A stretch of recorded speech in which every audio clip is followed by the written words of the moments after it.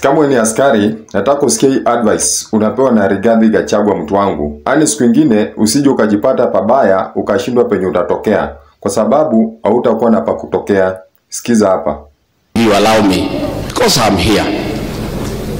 I want to talk to our police officers across the country. You have seen what has happened. Yeah.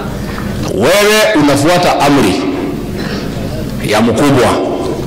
Unaenda, mnapiga mtu, mnaua. Mkubwa analindwa, wewe unakuwa sacrifice, unaenda kotini. DIG Lagat anakuwa protected by Senate, by National Assembly, by Ruto, by everybody. OCS na ni kabila yake hako kwa bao. Constable anaitwa Mugwana hako kwa bao.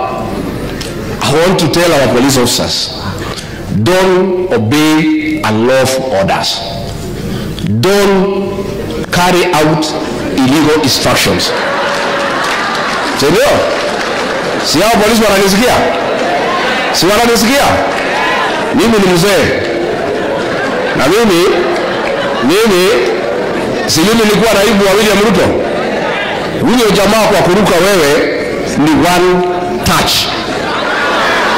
So nyinyi, you police officers, hata kama wewe ni kabila ya William Ruto, sio OCS ni kabila yake, amerukwa hajarukwa. I want to ask our police officers to follow 4 documents as they work.